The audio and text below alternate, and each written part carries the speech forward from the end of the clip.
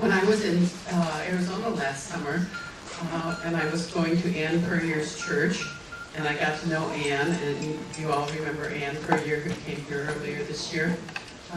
She said, well, you have to meet my friend Sherry, because Sherry is really a wonderful speaker, and she's really a wonderful practitioner, and you just need to know her, and you might even want to bring her. And I got to know her, and my guide said, yes, let's go. And so we made it happen, and we brought her in last night. She's a terrific lady. She's right on ball. She knows it all, and she's connected with it all, and you're going to love her. So please give a warm welcome to Sherry Anshara.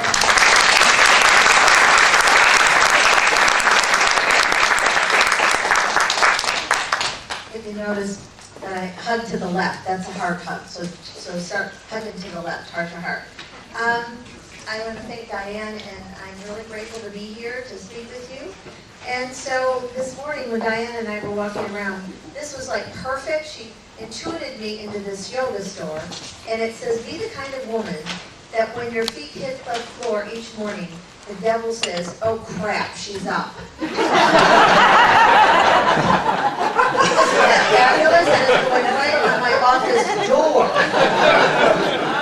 Isn't that a good one?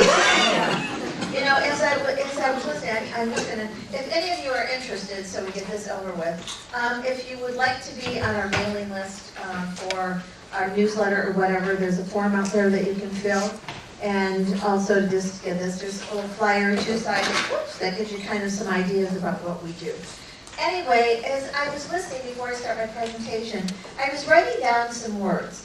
And so I was hearing like some belief systems, which is not right or wrong, because we can't judge anything.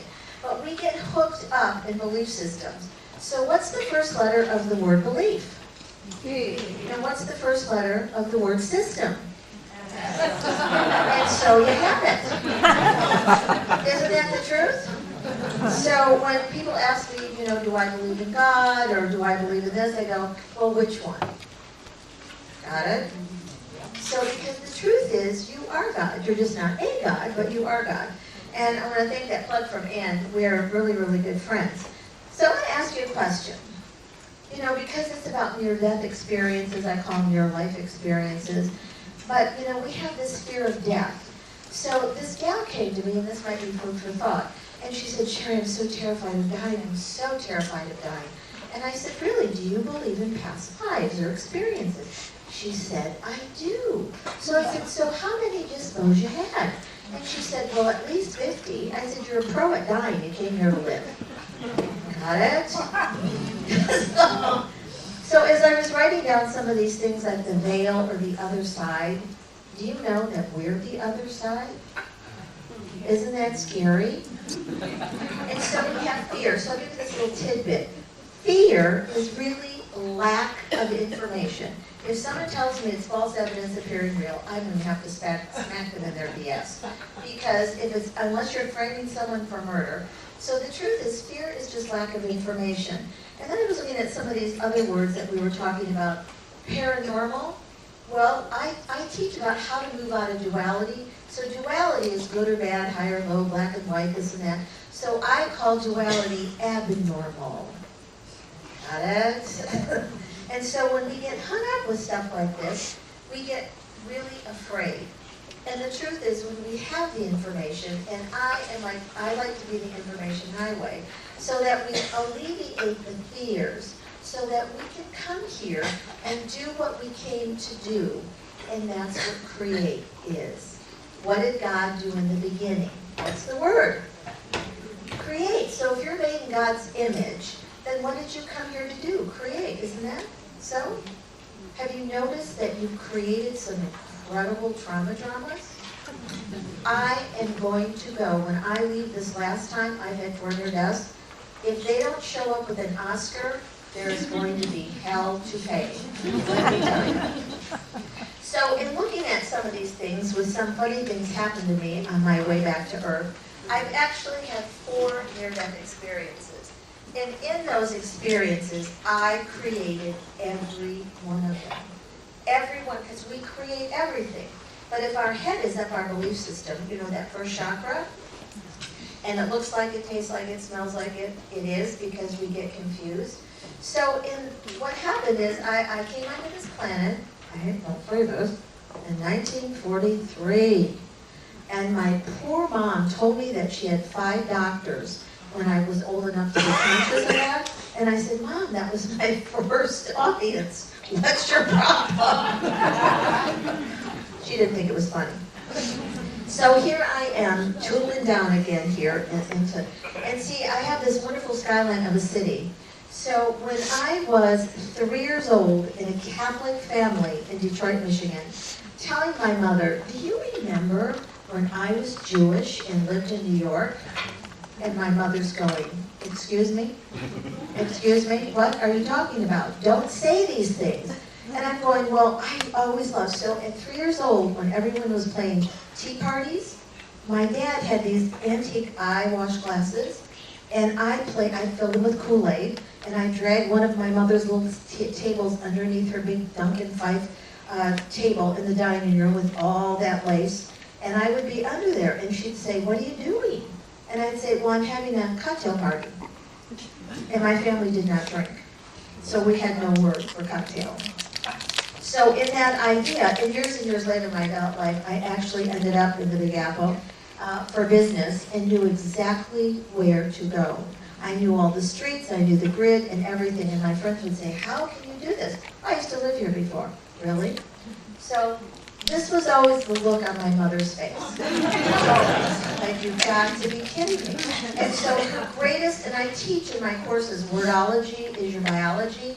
So part of the wordology, or your biology of my mother is, could you just be normal? So did you ever have that experience when you felt different than anybody else in your family? Right? You know, so does everybody else. Because they're wondering how you got in the family, as well as I got. But I was fortunate, I was raised by 3 teenagers. And so I had no idea that I wasn't a teenager at 5 years old. So here's my mother. She's just upset. So the first time that I ever saw an aura field, medicine calls it bioenergy field, and of course science calls it the electromagnetic field. It's just the field. When I was 3, so many things started happening when I was 3, and I saw this black man. And I said to my mother out loud, look at that man. He's got all this white light around him, except there was a hole in his right shoulder. And I remembered it. And as my mother, who many times put her hand over my mouth in total embarrassment, and the man just looked at me and looked at my mom, and he looked back at me and smiled. Because I think somewhere we connected. And that was the first one. And then I started practicing. I go, wow, everything has an aura around it, everything. And so when I told her that there was an aura around the statue of Mary, that freaked her out. That was just way too much for her. And so there she did again. Oh my God, this was always my mother's expression. She was always speechless. And I discovered that I didn't like it so much here. Anybody have that experience? You don't like it so much here? So at 3 years old, I took myself out. Was the first time. So I became very, very ill, and I was in a hospital called Harper Hospital in Detroit, Michigan.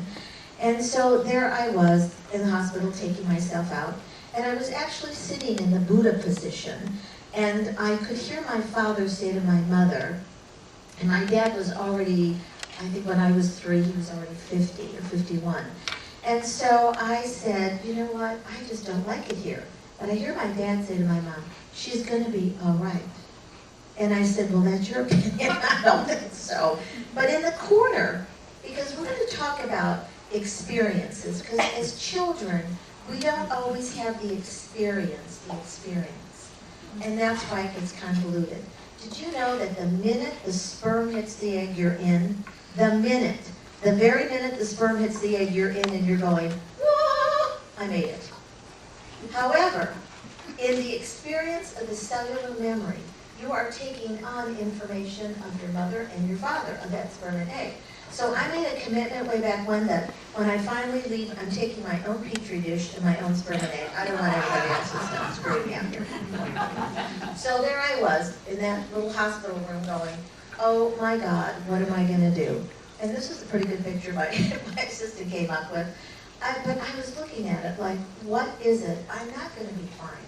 And there was a being in that room, in that hospital room with me. And of course, to this 3-year-old kid, you know what? It's not your time. I said, wait a minute, this is my time. I can use my time. No, this is not your time. And so you have things to do. And I said, you know, so that was the first time I was cognitive of a to-do list. I was not really thrilled. So there I am, contemplating, what should I do? And I got pneumonia, bronchitis, asthma, whatever, because that happened at the cell level in my heart chakra. And chakra is just a Sanskrit word that means circle, that's it. So let's get over all those labels. But I took it in there, transitioned. I knew in my heart that there was a reasonable reason for him to do this at 5 years old. The truth is, if my father had lived, we would have moved. And my brother-in-law would not have moved across the street from us, or because we'd be gone. And he was married to my sister for 52 years. And they had 5 children, only they said they had 6, that I was actually their first one. Because my sister and I bonded. She was 12 when I was born. And so she's been my mom. My mother was like my mother. She was like more formal. Does that make sense? She was like, okay, mother, I'm in agreement, sort of. So as my dad transitioned, I knew without a doubt. So when someone transitions, they did not leave you. And there's no such thing as a premature or an extended stay. The fact is, they are complete. You know, 2012, the world was supposed to end, right?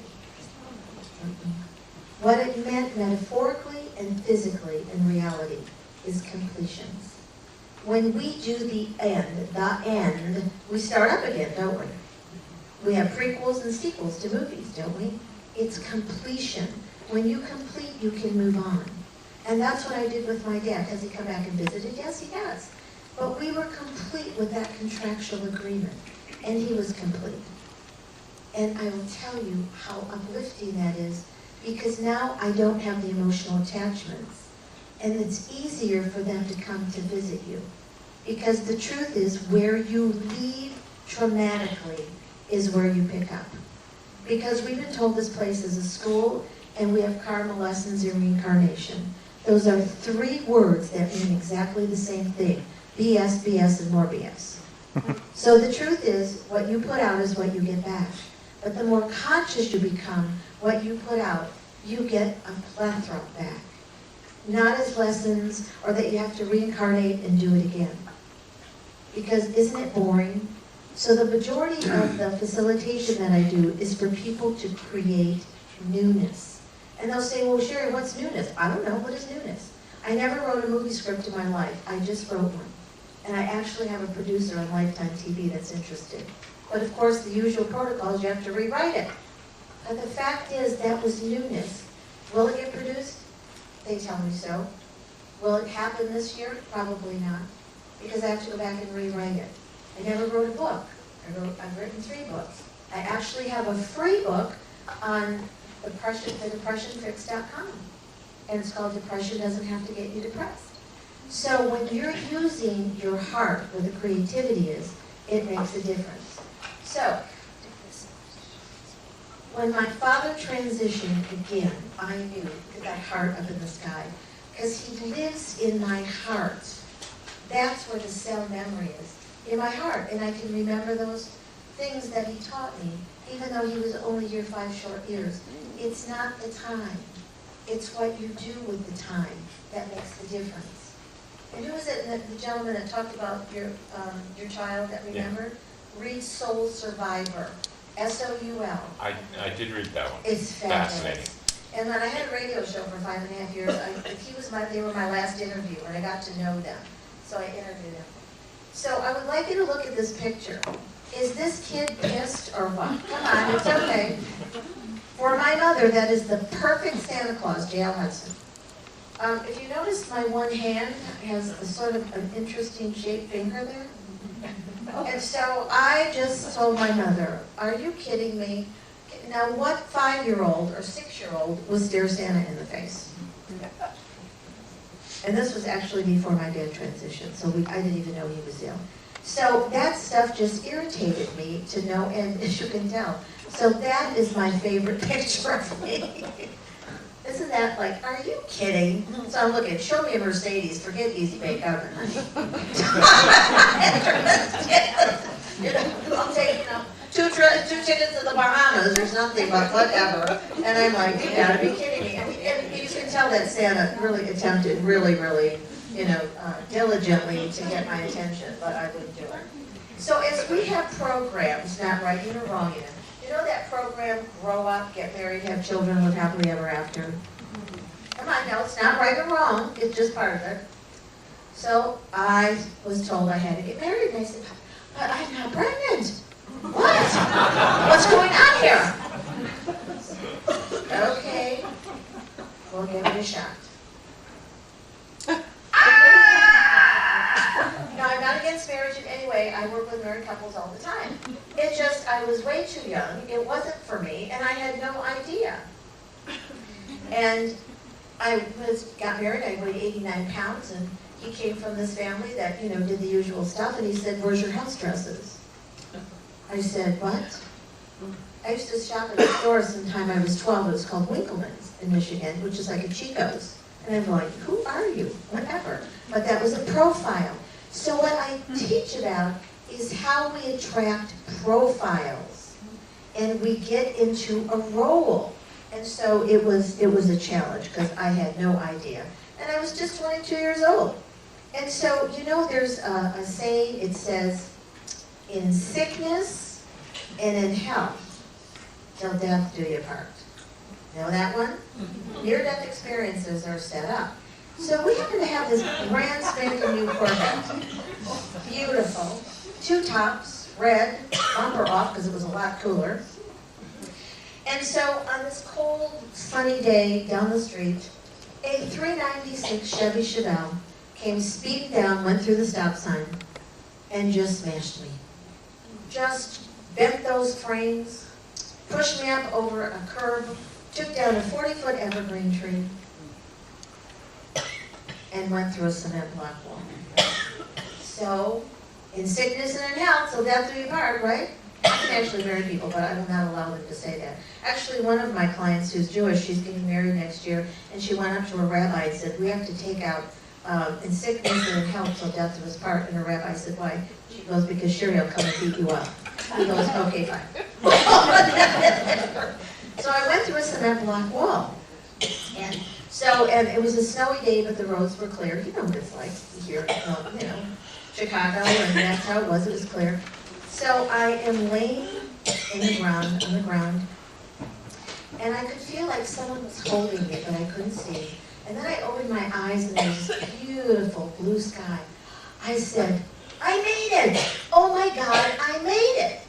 And then all of a sudden, I felt somebody was really holding me. And so I didn't turn my head, I just moved my eyes to the left. And I said, boy, if that's an angel, she is mighty ugly. It was a neighbor. Sorry. I said, I don't even see her wings, so what in the world is going on? So there I am again. Darn it, I'm back here again. What the deal? This is twice. And it didn't work. So it was like, not again, back down, up and down, up and down. You know how we have those cycles, we're up, we're down, we're up, we're down? That is because of duality. So we're going to bring a little belief system here. What is this shape? Yes. Energy flows in duality either in a straight line, or if you're more quantum, it flows in a spiral. But when you do this, it's up and down, this or that, health or illness. That is an infinity duality BS program. So I'd just like to throw that. Does it make sense to you? I just can't do that. It just doesn't.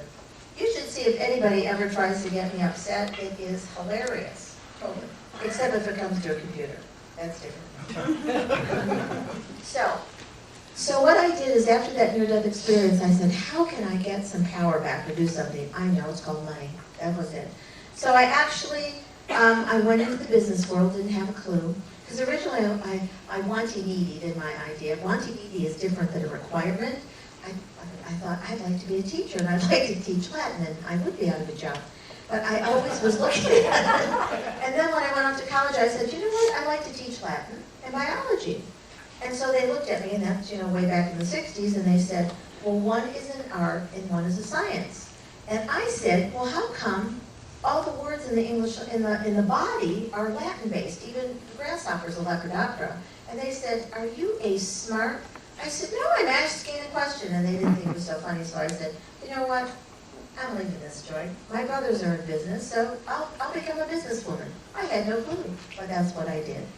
And so I felt, more, in the corporate world and whatever.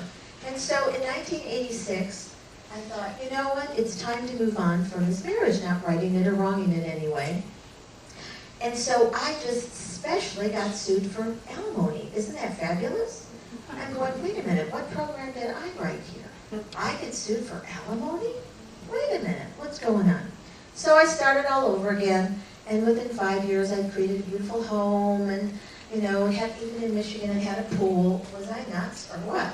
I don't even swim. I can't swim, but it sounded good. It was on an acre of land, and so I was, creating a sanctuary in a corporate job, and my life was absolutely perfect in my idea. It was perfect. Not so much. So I'm going. I hear them calling. I hear them calling me. And so I was at the Javits Center in my favorite city, New York, at a trade show. And this woman walked up to me, 30,000 people at this trade show. And this woman walks up and says, don't I know you? Didn't we go to high school together? I said, we did. And she said, yes. And then she told me her name, and I said, oh yes, I remember you. And so she said, when are you going to be on the East Coast again next month? She said, when? I said, well, the week of Memorial Weekend. Really? So am I. Really? She said, what time will you be done? 5 o'clock on Friday. So will my husband and I. We're filming commercials there. She said, how about if you don't fly back to Michigan? How about if we pick you up and we take you to Lyme, Connecticut, Lyme disease? And she said, and we'll spend the weekend together. And she said, I've got this great guy you're going to meet. He's a bazillionaire with a yacht. I said, the plot thickens. Okay. I'll go. I'm single, a billionaire in a yacht. Sounds good to me. So we go there. And I thought, wow, this is fun. And so that evening, it's about, and I've been up since about 5 or 6 in the morning, and we drove back. And so we were sitting in this restaurant, and she said, I know, let's go to this great restaurant in in Saybrook, Old Saybrook, where Katharine Hepburn lived and all that. I said, sure, what the heck. So we started to drive over there. It's about 11 o'clock at night. And so I'm walking up to this restaurant, and she said, excuse me, someone's going to talk to me. Do you mind if I go and talk to them? I said, oh no, I'll just go into the restaurant. And we were on a cantilever parking lot. Do you know what that is? I have no clue. But all I know is that there were yachts parked next to this restaurant. Yachts. And it was called the Dock and Dine. And it was a fabulous restaurant. And I was just intrigued. And as I was walking out, there was a gal who was totally drunk and was backing her car out. And so she fell out of the car and said, hey, could you help me get my car out of this parking place? Oh, sure I can. Now it's 11:30 at night, I'm pretty tired. So I get in and I have on the East Coast they call it a pocketbook. In Michigan we called it a purse. So I got in the car with her and it was a shoulder strap. And so she got out and I put the car in neutral and then pushed it forward, went forward. And then I put it back in reverse and it went wham! And it hit the car behind, just as she had done. I thought, oh my God, now I'm getting sued. I can't believe this. So I put the car in neutral, and as luck would have it in that setup, remember the Javits Center, I had to go? The car took off. It was during 0 to 60 in like seconds. And I said, oh, And I saw this barrier, it's like pole barrier, and the car is going like clickety-split. And I thought, now I'm going to smash up the front of the car. What is my insurance agent going to say? I mean, this is happening in seconds. It hit the barrier, and it bent. And I was launched 40 feet in the air. 40 feet in the air. And as it started to turn over, I got the whole picture of the harbor and the yachts. And I'm going, yay! I'm out! I'm gone! Goodbye! And so I thought, oh my God, what the heck is this going to happen? So I actually turned this restaurant into the Dock and Dock. And so as, not quite exact picture, but as this happened. And I actually just met a new client last week at the center, and she was like 12 when this happened, and I met other people, and she said, I remember reading that in the paper and seeing it on TV. So there I was, 40 feet underwater, upside down the Connecticut River. And it was so interesting because that was where my body was. And so the minute that happened, I thought, free at last, free at last. So we're going to talk about different experiences, and I will do the best I can to not drag this on. Are you bored yet? Isn't this interesting? So I ended up on a ship. I ended up on a ship. And I watched, it was kind of like the Star Trek Enterprise, but not really. And so I met these wonderful people, and there I am, I'm out again. I'm so happy, I can't believe it. But the interesting part about where my car went in a slip, the police told me 3 days later that the people who owned that yacht never took it out. They just bought it to party. And for some reason that night, they took that darn yacht out, or otherwise I'd have blown up the harbor. And that was not the contractual agreement. Hurt yourself, but don't drag those other people into it. So I met the 12 wise guys.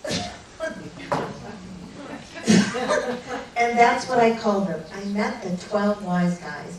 And they began to be my mentors. And of course, I sort of see them as the Sopranos, because they really knew a lot and you didn't want to go against them. Do you know what I mean? And so that was like the perfect partnership with the 12 wise guys. And they were actually the ones that were part of what I call the walkabout talkabouts. Not walk-ins or walkaways, but walkabout talkabouts that I write about in my book. Because they sort of walked in, we talked about it, and then they walked out and somebody else walked in and talked about it. And so it was hilarious to be in this experience with these 12 people. And they had the greatest sense of humor. However, the funny part of it is, I'm sitting in this white room talking to them, and I happen to have, as luck would have it, a black and white knit outfit, black and white, could you tell? But in the middle of it was a red anchor. I mean, an anchor. I'm going yachting with an anchor down the drain. It was hilarious. So when they got me out of, I finally got out of there, and when the police came, again, 3 days later, asked me, they said, how did you get out?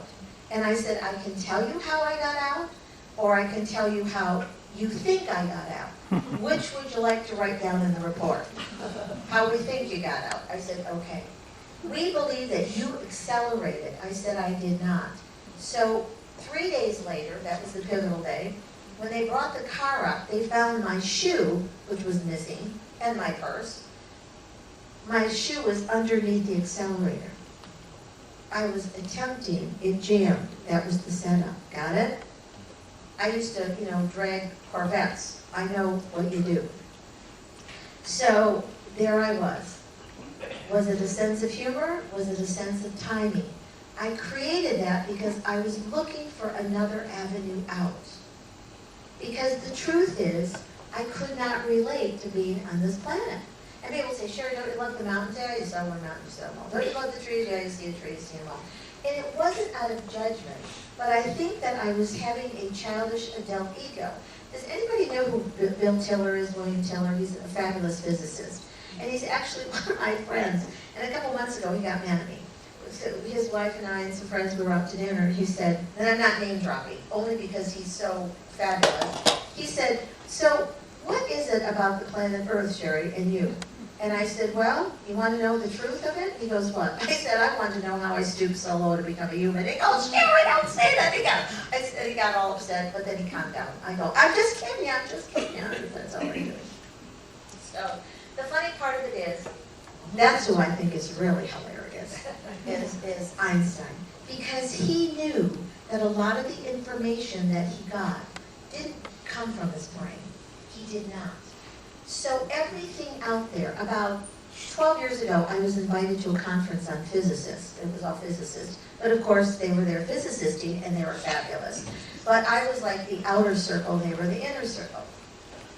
And so when I was talking to one of them, I said, you know, I kind of got this theory. So I emailed it to him about maybe 3 or 4 weeks later, that the more conscious that we become, that we change our DNA. So his name was Bernie. So he emails me back and he said, Sherry, your timing is impeccable. He goes, I know you're not a quantum physicist. He said, but I'm at another physicist conference. We're physicisting here, and this Russian physicist proposed that if we got more conscious, that our DNA would change. And I said, well, we must have picked up the same bands, but I didn't have to go through all those years of school. So, in that idea, you know what, I have a pool and I still can't swim. I mean, is that pathetic or what? So, in this idea, going back and having this explosion again, what did all this mean? Aren't we all searching for something for meaning? Anybody read this book, Man's Search for Meaning, by Viktor Frankl? That is one of the most fabulous books. I used to buy that and give that away to people because I have concentration camps. He overcame them to give a message. If any of you would like to read a fabulous book of someone in their own power, it was Viktor Frankl. And so that was one of the things that I wanted to look at. What is it, when I came out of that drink, what is it that I could do differently? What is it? When I was in that hospital, it was a teaching hospital called Lawrenceville Memorial Hospital. And so it was a teaching hospital, so they sent the psychiatrist, everyone always scratching his head. They sent the psychologist, they didn't even scratch their head, they just ran. And the doctors would bring the students around, and they just couldn't figure it out. How could you go through all this experience? And while I was in the hospital, there was a little girl who would visit her mother in the same room I was in. And she walked in the room and she said, Mom, she was about 2.5 or 3, and she said, look, that lady's full of light. And of course, I thought, God, this kid's on something. What is she talking about? But the truth is all light. And light is information. That's all it is. That's what light is, information. And when you start accessing that information within you, it makes you lighter. When I'm working with someone and they'll say, gee, I feel so much lighter, Sherry, I don't feel so heavy. That's what duality is. It's dense, it's viscous, snotty, gelatinous, yucky, sticky. And that's what Candace Pert writes about in her book, The Molecules of Emotions. When I read her book, I thought I was going to devour it. Because she talks about the computer brain as a bag of hormones. At least I call it computer brain. But in your heart, which is the highest vibrational field in your body, that's where we connect. If I took all of you, put you up here, and sliced you all open, there was no difference except maybe gender. But the fact is, we are also connected. It's our computer brain and these BS programs that keep us separated. Because if you slice you all open, who's going to tell who's Episcopalian, who's Catholic, who's this or who's that? But in your heart, you are, and I'm going to throw, I'm actually getting ready to make these t-shirts. You know how we talk about we're in oneness? I say let's dump oneness. Because oneness makes us all the same. And that's not the truth, and that never went over with me. So consider going to allness, because in allness, you're connected to everything, even the bugs. But there's an allowance for uniqueness, because we are not all the same. We have talents, we have ideas, we have different ways we've created our lives. So doesn't allness just sound yummy? And oneness to me is so limited. But if you like oneness, hey, keep it, I don't care. So this was one of the issues. After that 91 experience, it was like somebody turned on the radio and the television. And this is what I called it. I'm going to back this up. I called this Station to God. It was like, can all of you just shut up and speak one at a time? Do you think I'm a multitasker listener? I can't even hear you all talking so much in different languages. So the fact is, I called my radio station WGOD. And as my life is falling apart, I'm losing my corporate job, I'm losing my house, I'm losing everything. And of course, my family thought I must have been on drugs, and if I wasn't, I should be, because I started saying weird things and started writing a book and started using different vocabulary. And as my sister said, my mom, she was my sister mom before there were sister moms. Do you know what I mean? Or sister wives? And my brothers used to call her that, was my sister mom. Because she said, Sherry, for those NDEs out there, you know, if you had cancer, we could help you, but we can't see anything wrong with you. You must be screwy. And I said, you guys just don't understand my vocabulary anymore. I have a different wordology. Wordology, what are you talking about? So I'm trying to figure out why. And during this time, this is Master Keto. Master Keto is a kitty that just transitioned. She was with me for 18 years. And she was my kitty. And my guides or channels or whatever what you call them, actually, I think the word channeling is kind of hilarious, don't you? So if you don't like the channel, change it. But anyway, they called her Master because she was so incredible, and she lasted 18 years with me, even the stint in being homeless. Do you know how fabulous this is? But I created the best way to be homeless. Some gal in Michigan said, you know, a woman you're going to meet, you have to let her move into your house and take care of her for a year. And she said, are you nuts? And then I showed up at her doorstep and brought a keto. And her kitty that was transitioning, Opal, was 18 and lived another year and turned out to be my other cat that was going to come along. So anyway, here I am in this confusion. I couldn't make any sense of it at all, asking that for proverbial. So from this experience here and all of this, from 1991 to 1996, I watched every belief system I ever had fall apart. And yet I was still here. And I couldn't figure it out. And I was angry. Matter of fact, and don't feel bad about this in any way, it was hilarious. I attempted to commit suicide. Not very well, obviously. So I go and I get in my car and I turn the car on. And the car turns off. I turn the car on and the car turns off. So by then, you know who longshoremen are? You know, they have this great vocabulary. I outdid them. I came storming in my house, screaming, swear. I made up swear words. I don't know what they are, but I made them up. And I was like so angry. I said, this is ridiculous. The phone rings. It's a woman on the other end of the line. Dr. So-and-so recommended you. I was going to commit suicide tonight. And I thought that was my opportunity. Come on over, we'll have a party. But I didn't. So for an hour and a half, I talked to her, and she said, oh, thank you, I can see it. I hung up the phone. I said, are you guys are you jokesters? It can't be all guys. There's got to be some women in there. So this is ridiculous. So as all of this began to transform my life, I began to draw pictures of people. I don't draw, I'm not an artist. And I started meeting them. And they all didn't look like you, believe me. And then I started writing songs. I couldn't tell you a high C from a D. I don't know anything about music, whatever. And all of these teachers or guides or people would show up. but they just wouldn't show up like in the ethers. They would just show up, and they would be standing there. And so my second book is called And the Point Is, because when my mother would give me her little ditties, I would say, and the point is, and so when they would show up in my house, I'd go, and the point is, what is going on here? So, it was really, they said, we're going to start writing some lessons. I go, lessons? I don't require any lessons, and I don't need any. Oh, is it on? No. Oh, did it turn on? We did it again. I didn't touch it. Let's see if we can get this back on. Okay.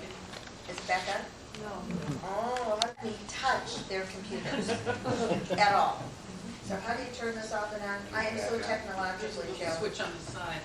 On the side, okay, let's find it. Try it off and on. Kind of fun dying, isn't it? It's like, it's really more fun living, but it's kind of fun dying. So can you hear me okay? So all these people showed up in all different forms, but they showed up not only physically, but when I started drawing them, it was ridiculous. And I have actually met 19 people in Arizona that I drew before I even moved to Arizona. So that was crazy.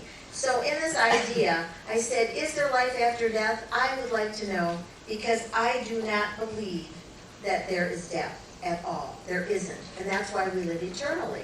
However, we've got to look at the idea of how do we get out of this stuff. The movie script that I wrote is time after time, or time, whatever time is. We have been programmed to have time. Not enough time, too much time, this time, that time, whatever time. The truth is they're moments. So if you would consider let going of past, present, and future, and do the moment. Because it's the moment that creates the next moment, that creates the next moment. And the minute we go into the past, we're stuck. And then the future becomes the past, future, past.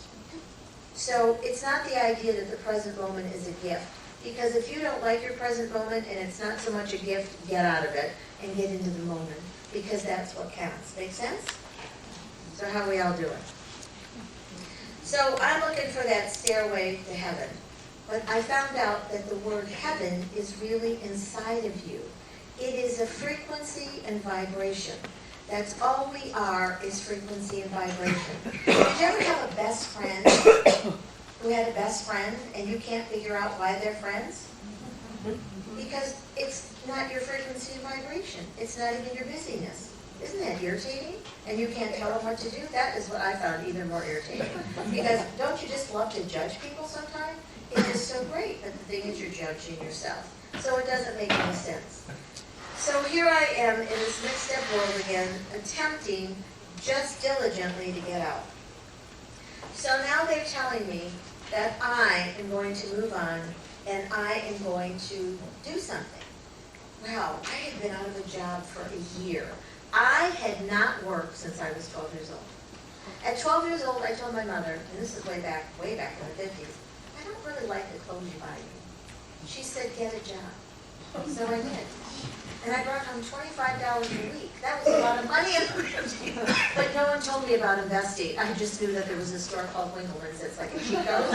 And so I would go, and my mother was a dressmaker, so she would tailor all these adults. And I actually have pictures of me when I was going to school at 14 in a blue-collar town outside of Detroit, wearing a suit, high heels, a hat, gloves, and a bag. And my mother would be like, oh, well. She bought them herself. Where did you come from? And so I never had any idea that I was doing something different. And so in a Democratic family, I became a Republican. And I did a dissertation in high school on right-to-work laws. I'm in a union town. And I didn't care about it. What I was looking for was, why are some people doing things differently?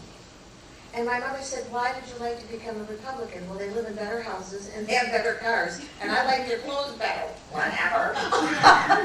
So that was really the thing. So here I am. I have not worked for a year. I have absolutely no income. I finally get back into the corporate world because I had actually been a VP of marketing of a national company without a college degree. And then I would reinvent myself. I would do another business, another career. And my family, who grew up in Michigan, auto company, you know, you work for the same company for 10,000 years, and then 18 months later you croak. That's called after retirement. And that wasn't looking so promising to me. So I would change careers. And they said, can't you stick to one thing? I said, I do. In the moment that I'm in that thing, I'm in there. But once I'm out of there, then I'm out of there, whatever. And so I finally get a job, and now I'm finally back in the game, and some income is coming in. Income, this is called money. And so, am I running too late? No, go ahead. Okay. And so I was told, you are now going to move to Arizona. Battery. Oh, you do? Give it a try. So I said, you're gonna move to Arizona. I said, excuse me, it's called Manhattan. You're moving me to Arizona? Those are Native Americans, which I adore. Scorpions in the desert, I don't get it. I don't think I get it. Nope, you're moving to Arizona. So I get this job and I finally tell them, I have to quit. Why? Well, because somebody told me I had to move to Arizona. Back in business. Back in business. If I destroyed the battery, I'm sorry. So here I go. I'm off to Arizona. And so I show up there, and I am now down in 1997 to 50 bucks. I was down to 50 bucks. Is that cool? But I owned every one of those dollars. Let me tell you, they were all mine. All mine. And that began the shift to look at what did prosperity and abundance mean. And prosperity and abundance means that through your influence comes prosperity and abundance and affluence. And it's not just the energy of money. Remember, energy is a byproduct. And so I had to get out of a lack program. Anybody know what a lack program is? Why you can't have something? So I'm going to give you a tidbit here. Remember this profusely. There are only 3 fears on this planet. I write about it in my first book, which I started in 91, and I couldn't get it published for 10 years because remember I was down 50 bucks. And no one would publish my books because there was not a category for consciousness. There was a category for self-help. There was a category for metaphysics. There was a category for spiritual. And they all said, you don't fit in any of those. I said, I know, isn't that fabulous? So I had to self-publish. So the fact is, we are so used to labels. Whether you're physical, whether you're spiritual, whether you're all physical. You cannot not be physical. So even when you leave this body and you show up in somebody's bedroom to visit, you're still physical. It's just another form of your physicality. And that's why you don't die. So just remember this tidbit. Where you leave is where you pick up. So if you leave totally aggravated, you will be right in the aggravation program the next time around. So here I am walking through this desert going, what the heck am I doing here? But that was so cathartic. It was such a shift that I gave myself a gift. I started listening. Because when I didn't listen, it wasn't very productive. So I had a plan. Do you ever wonder why this place is called a planet? You're always planning it and planning it, right? And it doesn't always work out because you're in your computer brain. So I took the F off the plan and just said, I got a plan going here. Does that make sense? And then this wonderful other little kitty came into my life. Her name is Bobby Girl. And she transitioned 2 years ago. She was with me for 13 years, but she was everybody's kitty. She worked with all of my clients. She was published in a medical journal. There she is working on one of my little guys. And she was published in the Phoenix Business Journal. Now tell me, how many kitties do you know are published in a business journal? Because she was down to business. And when they came to interview me, the guy was more enthralled with her than me. I said, wait a minute, this is all about me, not Bobby Girl. But it was all about Bobby Girl. And so at her wake, we had 40 people. And 3 days before she transitioned, she was still working. Isn't that amazing? So they're not kitties, they're beings. And that was her. And I have pictures up at the table. You can see her leaving her body, and there's kitties all around her. You actually can see that. So I know it. Am I still good on time? So is there life after death? There is no death. There's only a transformation, a transfiguration, a trans, whatever it is. What happens is we must get out of the trance that we call duality. Duality is good or bad, high or low, you're different, that's whatever. You're unique. Each one of you in this room has enough power. We're very confused about power versus force. Force is the left brain, force, do it again, recreate. Even the word recreate. Isn't that irritating? But when you have both brains together working, your power is your female. And before I leave, I'd like to impart what the name of God is in your body, what everybody's been talking about. So is there life? Absolutely. You never die. The difference is how conscious are you when you transition and how connected you are to yourself. If you would love to be connected, you've got to connect to yourself and see the brilliance of who you are, see the uniqueness of who you are, but just see who you are. And that's the magnificence of it. So I'm going to talk a little bit about orbs. Oh, if you look out, we have an orb book out there, and we have some orb pictures. And orbs are actually beings. We are the macro and we are the micro. Do you know that can anybody really go get a test on your lymphatic system? You know you have a lymphatic system, and incidentally, that's the best system you've got going in your body, because that's your waste management. But you can't really see a lymphatic system on an x-ray, can you? And you can't see the emotional damage of the emotional part on an x-ray. You just see the results of the damage. So these orbs have been here. And a few years back, on my property, which I have 9 vortices and a tractor beam, and we'll talk about the tractor beam, we've got to get unlimited here. And so I finally said to my friend, you know what, you start taking pictures of these wonderful beings, these orbs or whatever. So our group is called the Orbettes. It doesn't matter if you're female or male, we're just the Orbettes. But here's one of the orbs, and can you see me in that? That's where I'm melding. I'm actually melding into the dimension of the orbs. Do you know how fun that is? It is, and they're intelligent. Humans, questionable, not picking on us. But that's melding with the orbs, going into their dimension with them and connecting. So what happens, do you have any yogurt places around here in Chicago? I'm sure you do, right?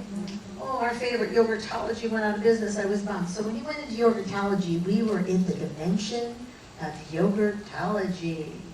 So when you're in each other's, you go and visit homes, you go to schools, you go to colleges, you go to shopping, you're in dimensions that someone or someone's created, and you are participating. So just because you can't see something with your physical eyes because of the fear programs of judgment, lack, and takeaway, we judge ourselves, we lack something, and we take it away from ourselves, that we can't see it. When I think about that little boy James in Soul Survivor, when he told his mother at 3, and he named his, his little G.I. Joe dolls. One was called Leon. Well, he wouldn't know a name Leon, because that was his buddy from another time. So the fact is, we have cellular memory, cellular intelligence. And that's the part I get to work with every day with my clients. So that's me and the orbs. We were having an orb fest one night. Isn't that fabulous? To have that many intelligent beings around you all at once without any question, pretty awesome. And I thought they were really good. They matched my top. Isn't that cool? They matched my top.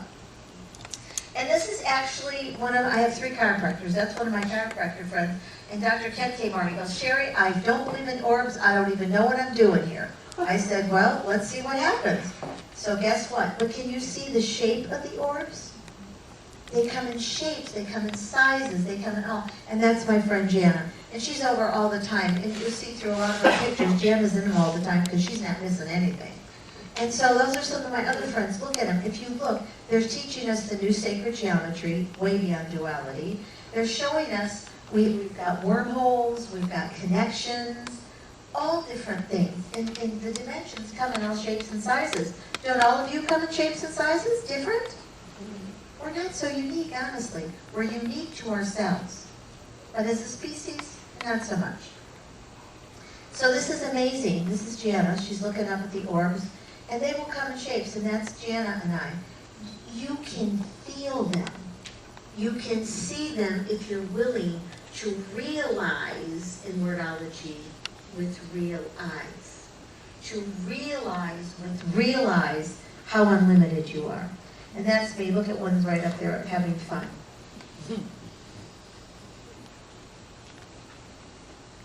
So how do you feel about these orbs? Aren't they exciting? They're amazing, and they're everywhere. Actually, Dr. Tiller said, Sherry, those are dust particles. I said, wow. Ann Prairie and I, we tease him all the time, dust particles. And Ann, for a while, I called her the orb stalker because she was taking pictures all the time, and we just had so much fun.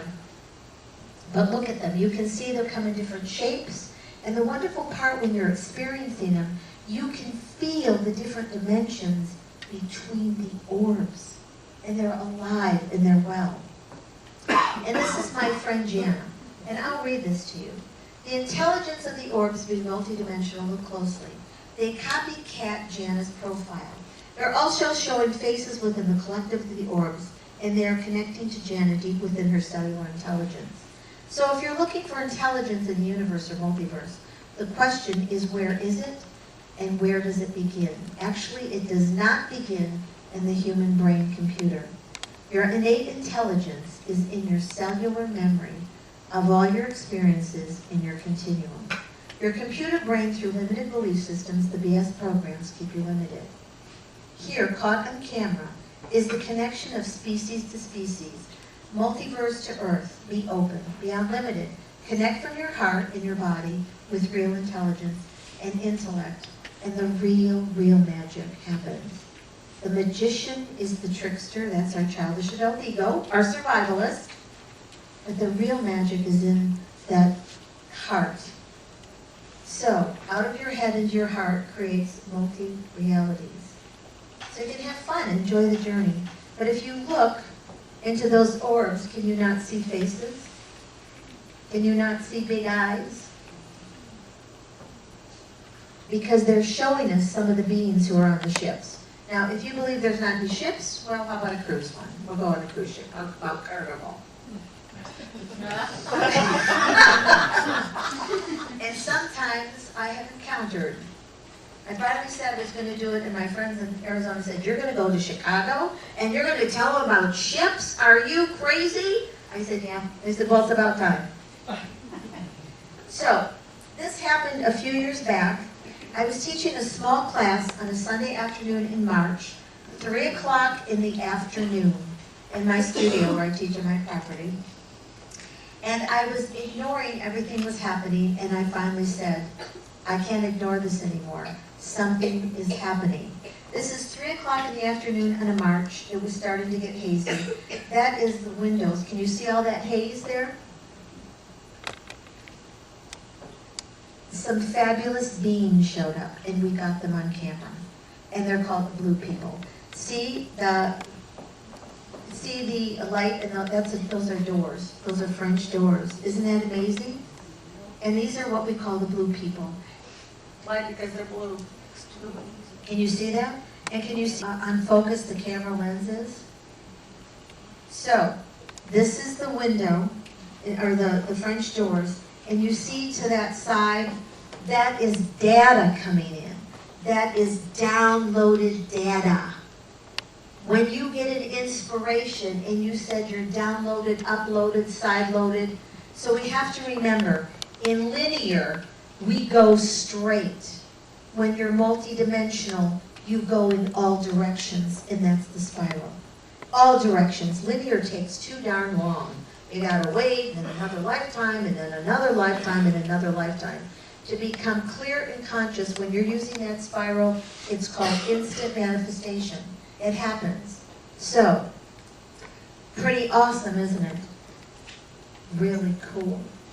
So you can see there's a gal that was in the class, and you can see that's the front window of the room. Can you see the energy coming in and they're connecting to her body? You see that into her hands here, there? Oh, it's a little bit dark. You can't see it so much here. But anyway, you can see the blue light. I wonder why that turned out so dark. If anybody wants to see this slide, I can always pull it back. But you can actually see, she saw them. This is one of the gals in the class who didn't know anything about this that was going to happen. And to tell you the truth, neither did I. So can you see all that brightness coming in the window? Can you see the shape? Pretty tall, aren't they? Can you see that? And they're kind of blue. That's the blue people. And they're very tall. And so there was no sun like that day, which is very rare in Arizona, but it was really kind of a cloudy day. And that was coming in. So can you see that blue information coming in? They were sending in data, absolute data. Isn't this kind of exciting? Are you shocked? Or not? I think it's more fun than not to find out. So you can see up there, see there's more blue data, and of course on my computer screen you can see, but can you see how the windows look kind of like the molecules? Because if you look under a microscope, I think it was Michio Kaku that said if you could look through a super electron microscope, you would see that we're actually little vibrating strings. We are bands.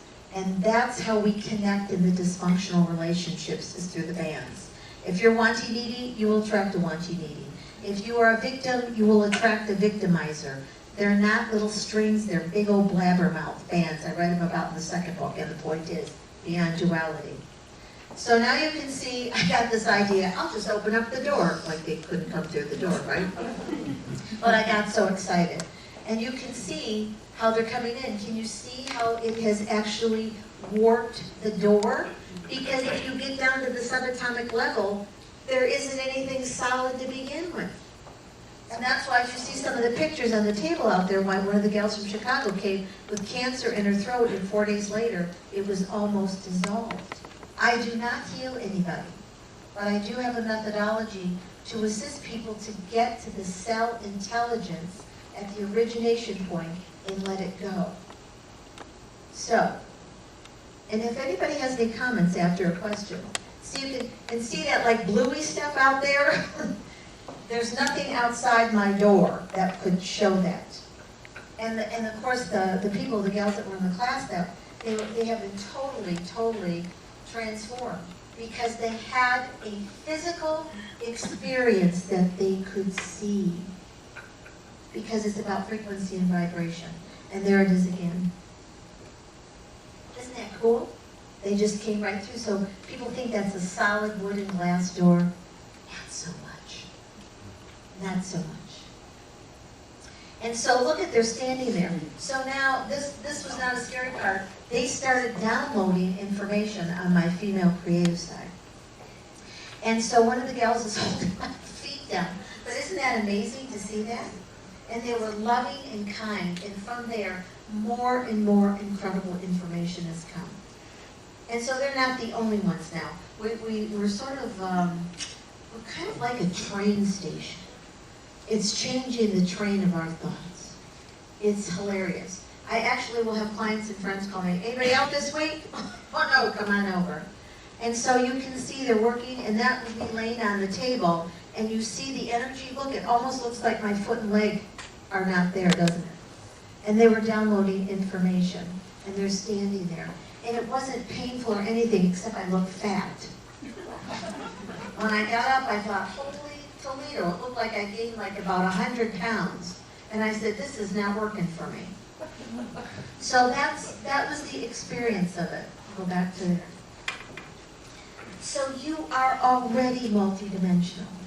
Would you like me to share with you about the name of God within you? Would that be good? Yes. And how it works physically in the physical body? Yes. This is like the coolest. It really is. Okay. So why do you have a female side and a male side? Why do you have a child? Why do you have a solar plexus? So what we do is we take away the metaphors and bring it into a clear, grounded, I love the word practical. If what I'm doing does not have a practical application, I'm not doing it. So this is kind of like the thing. Do you ever go to someone's house and they made a recipe and they give you the exact recipe and then you substitute it and say, why didn't it turn out that way? Because you put this in it and that in it, and the next thing you know, it's not the same, right?